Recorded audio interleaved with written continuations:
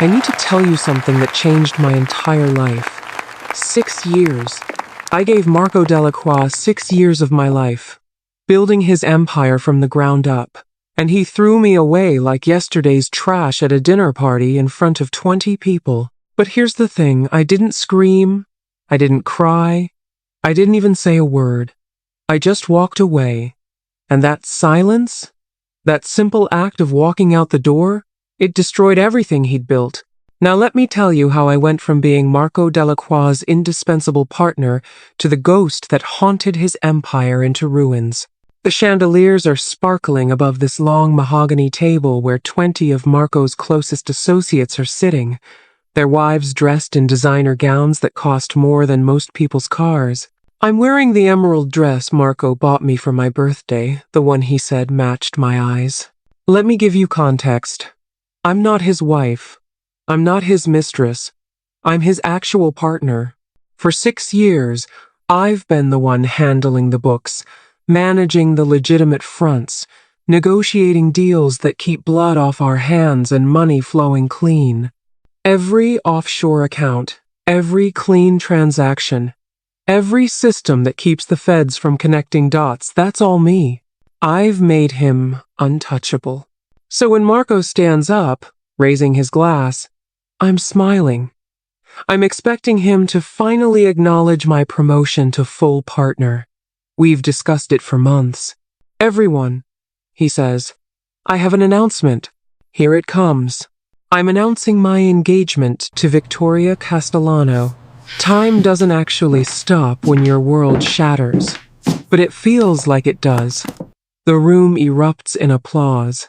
My smile freezes as this blonde woman I've never seen stands from the opposite end of the table, showing off a diamond the size of a quail egg. Victoria Castellano, daughter of our biggest rivals. An alliance marriage. Marco never even looks at me. This union will unite our families and double our territory. Victoria will be handling all financial operations moving forward. My job, my position, 6 years of loyalty, erased in one sentence. I stand up, place my napkin on the table, and walk out. No one tries to stop me. That was the last time Marco Delacroix saw me. It was also the beginning of his end. Before I continue, I need your help. We're trying to reach 100,000 subscribers, and every single one of you matters. So, if you want to hear how a mafia empire collapsed because one woman simply stopped showing up, hit that subscribe button right now. And drop a comment telling me where in the world you're listening from.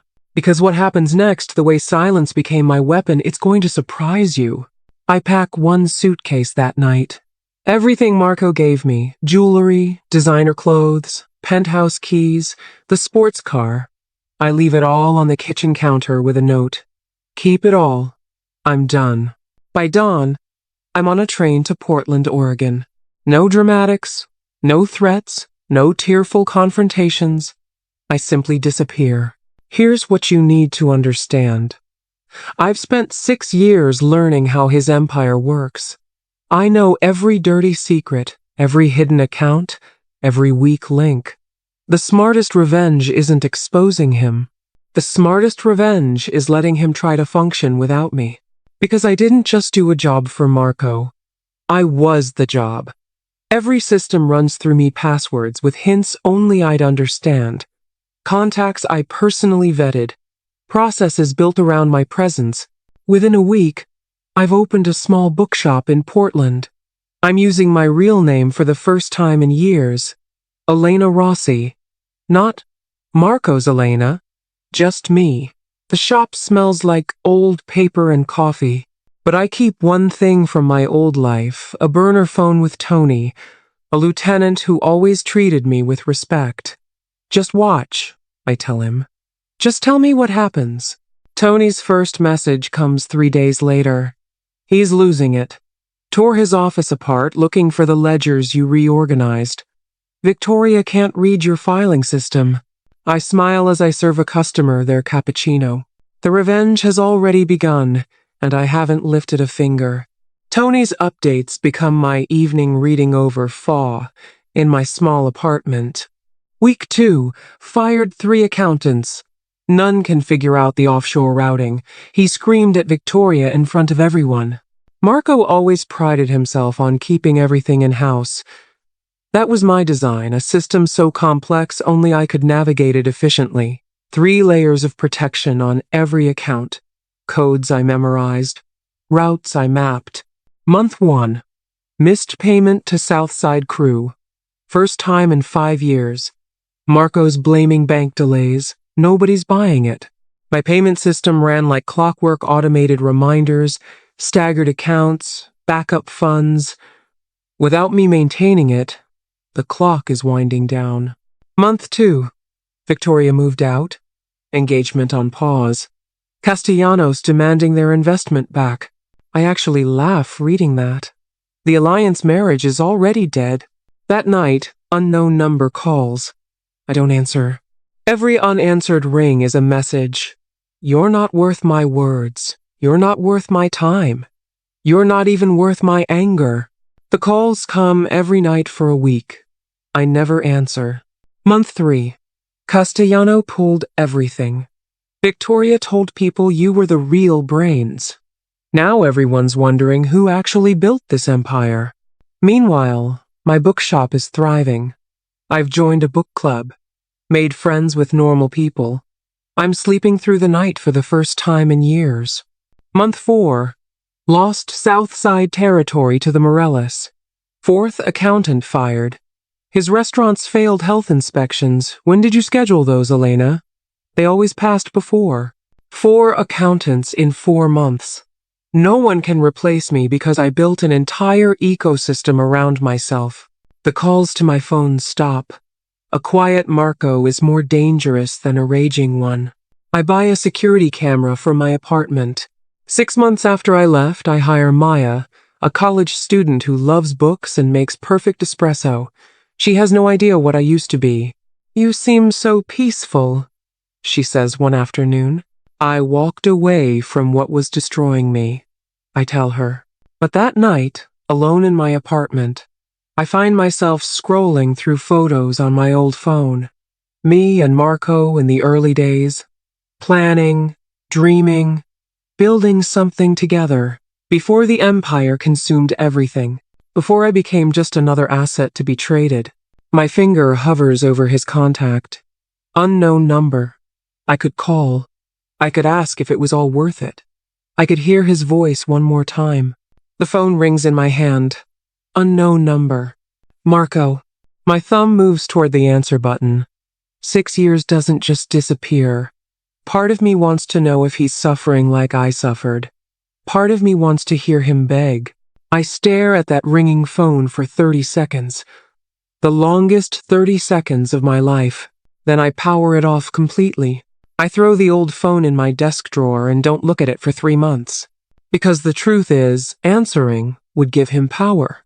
Answering would mean I still care. Answering would mean he still has access to me. That night, I cry for the first time since leaving. Not because I miss him, because walking away costs more than people think. It costs the version of yourself you built with someone. It costs the dreams you shared. It costs the life you thought you'd have. But staying would have cost me everything. Now let me ask you something. And I want you to really think about this before you comment. Have you ever walked away from something that was destroying you, even though part of you still loved what it used to be? That's the part nobody talks about, walking away from the good memories too. Month 8. Private investigator hired. Be careful.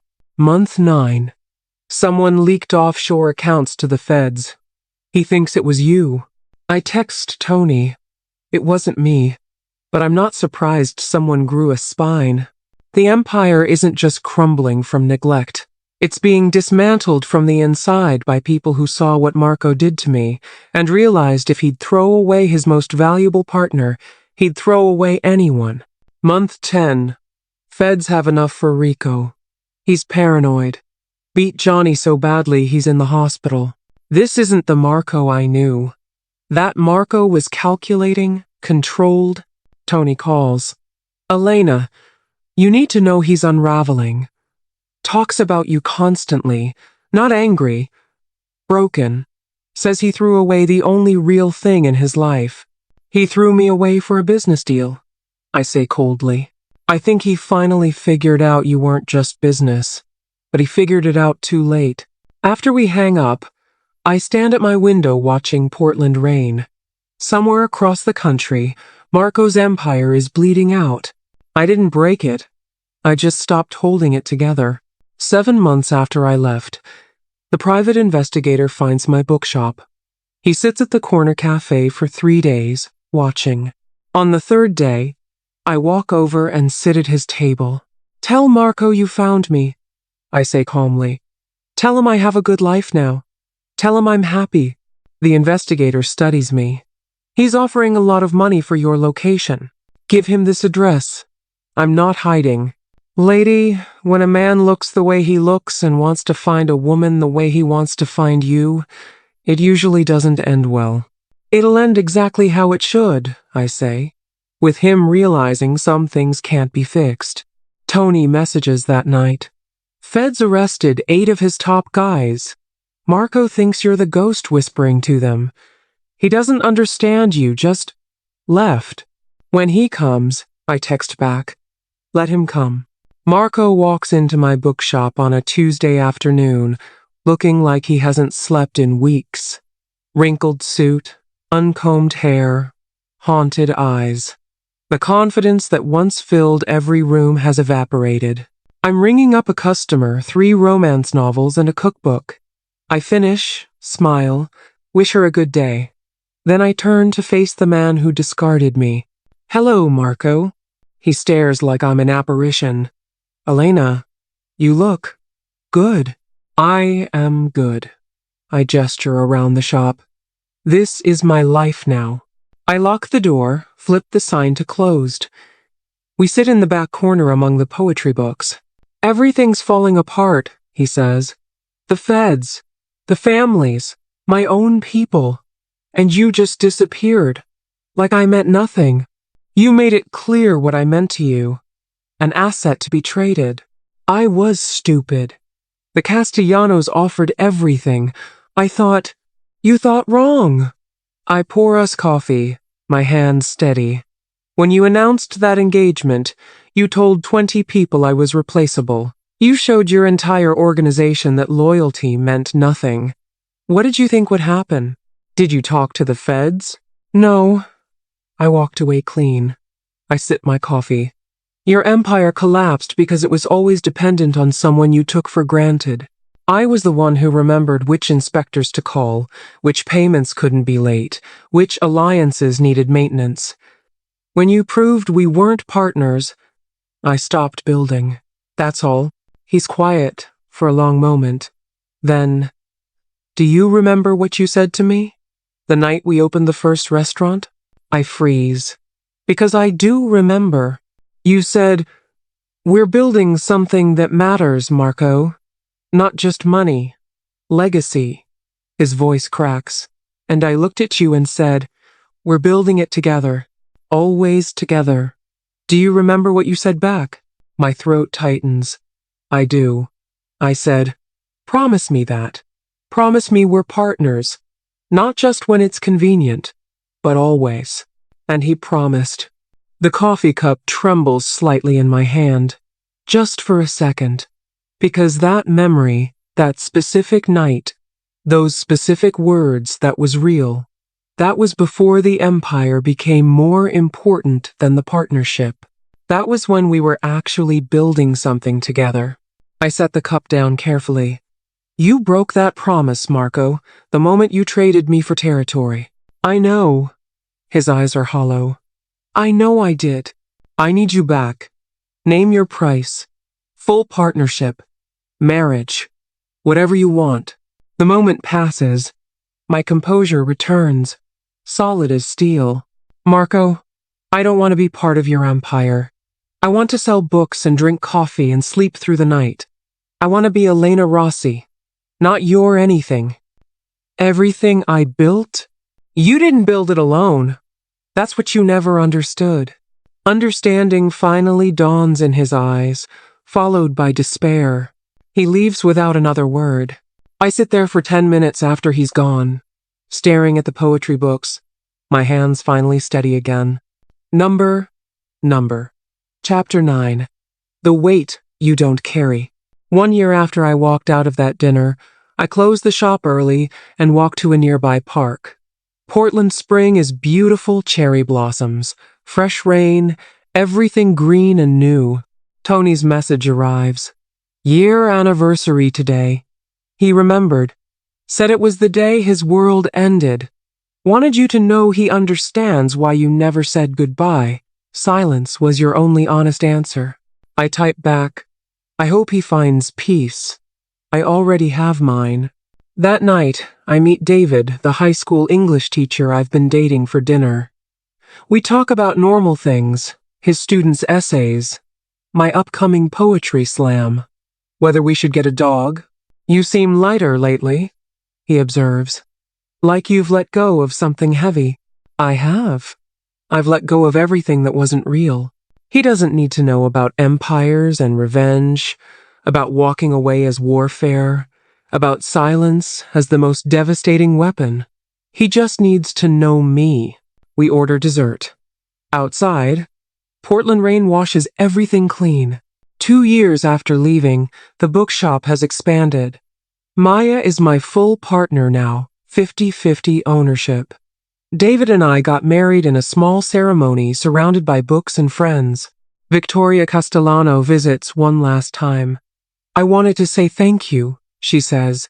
Watching what happened when you left taught me something important.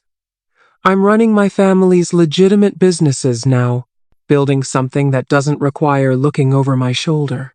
Best decision you'll ever make, I tell her. Tony's final message comes that week. It's over.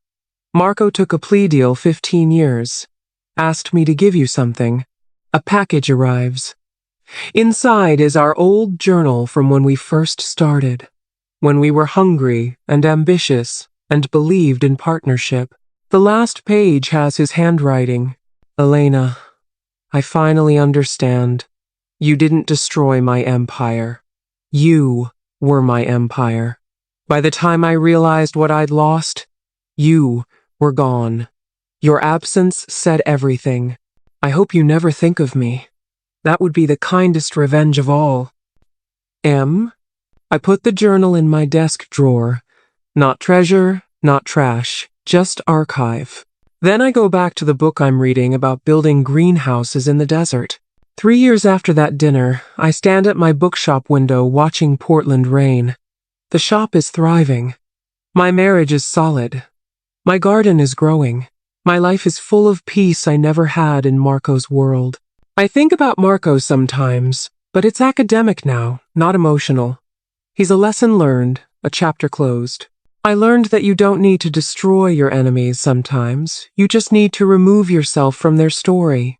I learned that the most devastating revenge isn't what you do to someone, but what you do for yourself in their absence. Most importantly, I learned that walking away isn't weakness. It's the ultimate power move. Marco thought he was trading up when he chose Victoria over me. He was trading a foundation for a decoration, substance for show, reality for image. The empire I built doesn't span territories. It spans books and coffee, community and connection, peace and purpose. It's smaller by his measures, but infinitely more valuable by mine. David calls up the stairs dinner reservation in an hour. I walk down, turning off lights. Maya waves goodnight. The last customer leaves with a smile. Outside, rain has turned to mist. David waits with an umbrella. 5 years ago, I walked out of a dinner where I learned I was disposable. Tonight, I'll walk to a dinner where I'm cherished. 5 years ago, I left an empire that needed me to function. Tonight, I'll leave a bookshop that thrives because of community, not dependency. 5 years ago, I chose silence. Tonight, I know it was never about revenge at all. It was about freedom. So that's my story. From that dinner where Marco threw me away, to this life where I'm genuinely happy. But I need to ask you something, and I want you to really think about this before you answer.